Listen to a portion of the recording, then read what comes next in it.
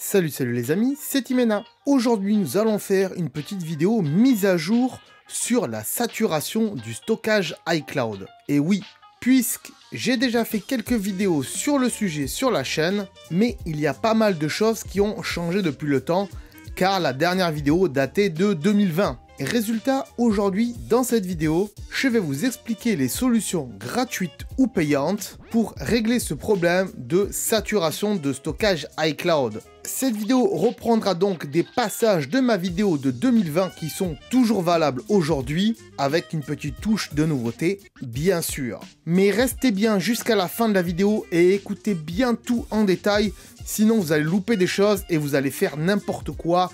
Et ça risque de faire disparaître toutes vos photos, peut-être, on sait pas.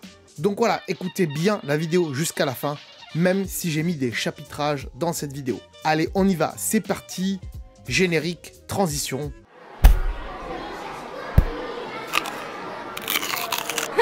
Donc, cette vidéo s'adresse à ceux qui ont reçu ce message sur leur iPhone ou leur iPad, qui leur dit donc que la mémoire iCloud est saturée. Cette vidéo ne dit pas que payer pour du stockage est une arnaque, surtout si vous avez beaucoup d'appareils. Moi-même, il n'y a pas si longtemps, j'ai fait l'acquisition d'un iPad et j'ai donc pris du stockage pour pouvoir vous faire toutes les vidéos sur la chaîne. Payer pour du stockage peut être avantageux, surtout donc si vous avez beaucoup de photos, de vidéos et de fichiers et que vous travaillez via l'application fichiers sur iPhone, sur iPad et sur Mac. Bien sûr aussi, il faut que vous sachiez faire la différence entre le stockage interne de votre appareil et le stockage iCloud qui sont deux choses vraiment différentes. Pour cela, j'en ai fait une vidéo dédiée et elle est dans la playlist stockage iCloud, saturation et photos. Je vous invite également à ne faire aucune manipulation avant de regarder la fin de la vidéo. Pas la peine de faire les manipulations en même temps que moi, non. Ça, il faut vraiment pas le faire. Ça vous évitera de perdre vos photos et surtout, il ne faut pas louper le point numéro 3 de cette vidéo. Donc, soyez bien sûr de vous avant de faire quoi que ce soit sur votre iPhone, car je ne pourrai être tenu responsable de vos actions et de vos suppressions malencontreuses de toutes vos photos. Aujourd'hui donc, je vais vous montrer comment ça marche sur un iPhone, mais bien sûr c'est pareil pour un iPad. Et le but de cette vidéo, ça va être de vous faire des économies. Je vais bien sûr vous faire comprendre comment marche votre stockage iCloud de manière simple. Et si vous voulez approfondir, bien sûr, il y a la playlist. En numéro 2, on va voir comment libérer de l'espace sur iCloud depuis iCloud.com. C'est bien mieux que depuis votre iPhone ou votre iPad, car sur ces deux appareils, vous n'avez aucun visuel de vos photos et vous êtes obligé de tout supprimer et ça, c'est un peu dommage. En 3, on verra que si vous avez beaucoup de photos, il y a d'autres alternatives à iCloud, de manière à ce que vous ne vous sentiez pas obligé de payer pour du stockage chez Apple. Quatrième point, si vous êtes sûr que ce n'est pas un problème de photo, mais vraiment sûr de vous, je vous expliquerai ça aussi dans la partie 4. Allez, on passe au point numéro 1. Avant de commencer, il faut bien comprendre une chose. La plupart du temps, votre stockage iCloud est saturé parce que vous avez trop de photos à l'intérieur. Vous n'avez pas fait attention, mais au démarrage de l'iPhone, par défaut, les photos se sauvegardent automatiquement sur votre compte iCloud qui est de 5 Go gratuit de base. On va voir ça ensemble. Donc vous allez dans l'application Réglages, puis tout en haut sur votre nom. Ensuite, vous allez sur iCloud et là déjà vous voyez votre stockage iCloud et toutes les informations qu'il comporte. Moi, on voit que j'ai 200 Go de stockage parce que j'ai payé pour du stockage. Mais vous, certainement que vous avez que 5 Go de stockage et là, c'est tout plein. Et donc là, on voit que j'ai un petit peu de documents, un petit peu de sauvegarde, un petit peu de messages et un peu de autres. Il n'y a pas vraiment de photos parce que moi, j'ai tout désactivé, ce qu'on va voir juste après. Et donc, j'ai pas mes photos qui saturent tout ça. Donc ensuite, vous allez dans photos et ici vous voyez que moi j'ai photo iCloud qui est désactivé et donc je vous recommande de le désactiver. Attention, après la fin de cette vidéo, pas tout de suite, non, ne le faites pas tout de suite, car qu'est-ce que fait photo iCloud? Ça transfère automatiquement et stocke toutes vos photos et vidéos sur iCloud afin de pouvoir les parcourir, les chercher et les partager depuis n'importe quel appareil, c'est-à-dire depuis votre iPhone, votre iPad, votre Mac, etc. Et ça peut prendre beaucoup de place puisque aussi, si vous avez un Mac ou un iPad et que vous avez activé cette fonction de photo iCloud, et bien toutes les photos qui sont sur votre iPad ou sur votre Mac, et bien vont se retrouver dans iCloud et donc ça va saturer votre stockage. Vous pouvez aussi désactiver mon flux photo. Mon flux photo, qu'est-ce que c'est? Eh bien, ça transfère les nouvelles photos prises au cours des 30 derniers jours et ça permet donc de les consulter sur les autres appareils qui se retrouveront donc dans mon flux photo. Donc ça aussi, vous pouvez éventuellement le désactiver parce que ça peut prendre de la place aussi. Album partagé, vous pouvez éventuellement le laisser si vous partagez des albums avec votre famille. Mais attention là encore, si vous avez beaucoup de photos que vous partagez avec votre famille ou vos amis, eh bien ça peut prendre de la place puisqu'elles vont être stockées donc dans le cloud également. Donc moi, ce que je vous conseille, c'est d'au moins supprimer les deux. Et celui-là, le dernier, c'est à vous de voir si vous avez beaucoup de photos à partager ou pas. Attention également, si vous supprimez donc les photos iCloud ici et mon flux photo, il est possible que les photos se suppriment également aussi de votre téléphone. Je dis bien il est possible, ce n'est pas sûr à 100% puisqu'Apple entre temps a fait des changements, mais bon, sachez que c'est possible que ça se supprime. Sachez quand même qu'en règle générale, vous avez 30 jours pour pouvoir les récupérer depuis iCloud.com uniquement. Si vous voulez donc les récupérer, eh bien rendez-vous sur iCloud.com. J'en ai fait également une vidéo dédiée et elle se trouve dans la playlist stockage iCloud, saturation et photos. Si vous avez supprimé toutes vos photos de votre iPhone parce que vous pensiez que cela va libérer de la place sur votre espace iCloud, ce qui est totalement faux puisque iCloud va garder vos photos pendant 30 jours et donc pendant ces 30 jours, eh bien votre espace de stockage sera toujours plein. Vous pouvez donc éventuellement supprimer les photos qui sont restées donc dans iCloud.com depuis votre iPhone dans la rubrique iCloud, mais je ne vais pas vous montrer cette méthode car selon moi, elle n'est pas bonne puisque vous n'avez aucun visuel sur vos photos et vous êtes obligé de tout supprimer. Donc rendez-vous sur iCloud.com, vous rentrez vos mots de passe et identifiants Apple, ceux que vous vous servez donc pour télécharger des applications et celui que vous avez créé donc au démarrage de votre iPhone, enfin votre compte Apple quoi. Puis vous allez sur réglages de compte et ici vous pouvez vérifier le niveau de stockage. Si vous voyez qu'il y a beaucoup de photos, moi ici j'en ai pas beaucoup, j'ai 52 KO, donc c'est pas énorme, c'est 2-3 photos qui sont stockées sur mon iPad, puisque sur mon iPhone j'ai désactivé tout ça, vous l'avez vu précédemment, et j'ai aussi beaucoup de stockage, comme je vous l'ai dit, puisque je l'ai payé à Apple. Donc si vous avez beaucoup de photos ici, eh bien ça veut dire que c'est cela votre problème qui sature votre stockage iCloud. Il suffira de vous rendre ici dans réglages sur l'application photo et là vous voyez toutes les photos qui sont dans votre stockage iCloud. Donc moi vous voyez j'en ai que 3. Sélectionnez les photos que vous voulez réellement supprimer pour libérer de la place. Donc vous n'êtes pas obligé de tout supprimer, vous en supprimez que quelques-unes, histoire de faire un peu de place. Maintenant vous pouvez tout supprimer aussi, c'est à vous de voir. Et ensuite vous cliquez sur la corbeille en haut. Là il va vous demander une confirmation si vous voulez vraiment supprimer la photo de tous vos appareils et donc de iCloud. Attention, ces photos ne sont toujours pas supprimées totalement d'iCloud puisque pour le moment, elles sont placées dans la corbeille qui va les garder 30 jours histoire que, voilà, si vous avez fait une erreur, elles sont quand même là, quoi. Et en général, c'est là où se trouve le problème. Vous pensez que vous n'avez plus de photos dans votre iCloud et en fait, elles sont dans votre corbeille. C'est pareil sur votre iPhone aussi. Des fois, vous croyez que vous avez tout supprimé les photos de votre iPhone pour libérer de la place sur le stockage interne. Et en fait, c'est pas vrai. Elles sont dans votre corbeille pendant 30 jours. Donc, il faut aller dans la corbeille, dans l'application photo qui est tout en bas. Et là, vous pouvez supprimer les photos directement depuis la corbeille. Il vous suffit alors d'aller dans la corbeille et de sélectionner toutes les photos, puisque là, forcément, celles qui sont dans la corbeille, c'est celles que vous voulez supprimer. Une confirmation, là encore, vous sera demandée, et on vous dira bien si vous voulez supprimer ces éléments de manière permanente. Et là, bien sûr, je ne suis pas magicien, et je ne pourrai plus rien faire pour vous si vous avez cliqué sur supprimer. Ne me demande pas de récupérer vos photos, c'est comme si vous les avez brûlées. Voilà, elles n'existent plus du tout.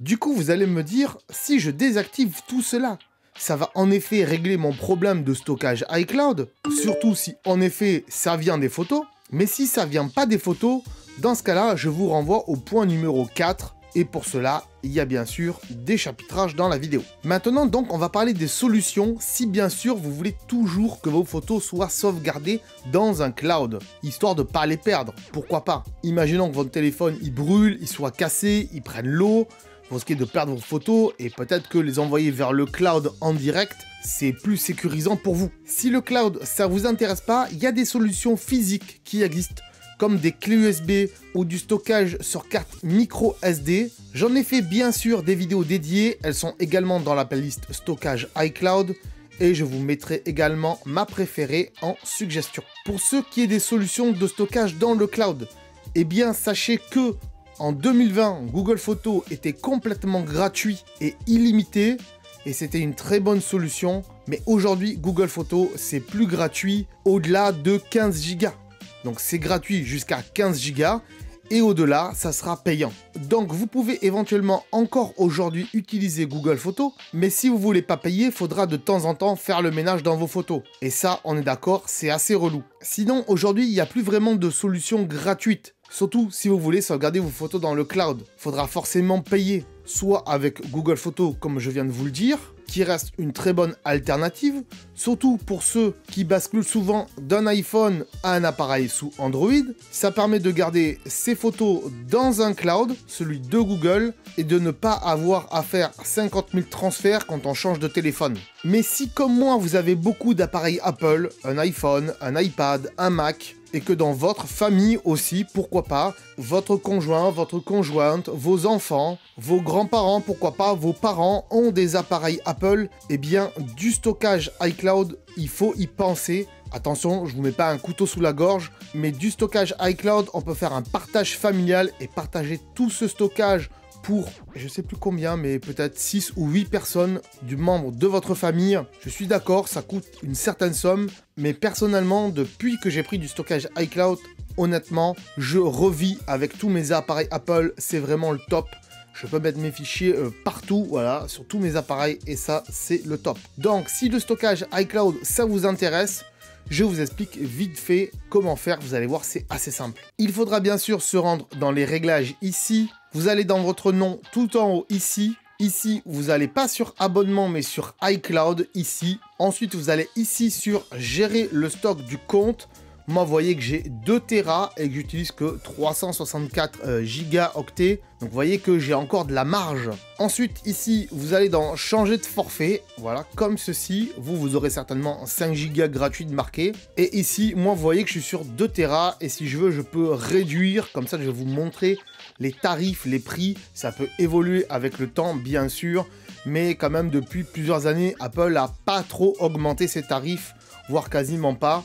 Donc, moi, je vais cliquer sur réduire le forfait, mais vous allez cliquer sur modifier votre forfait ou augmenter votre forfait, vous l'aurez compris. Et ici, vous voyez que donc 5 Go, c'est gratuit. Si vous avez payé ou si vous allez payer, vous pouvez repasser à 5 Go gratuit, mais dans ce cas-là, ça annulera le partage familial pour tout le monde. Sinon, vous avez 50 Go pour 99 centimes par mois. Attention, c'est un prix par mois, les enfants. C'est comme le loyer d'une maison. Ou c'est comme un crédit, hein, voilà. Quoique un crédit, si vous faites un crédit sur une voiture, à la fin la voiture vous appartient. Là non, c'est de la location de stockage. Le stockage, il est sur les serveurs d'Apple et vous louez du stockage.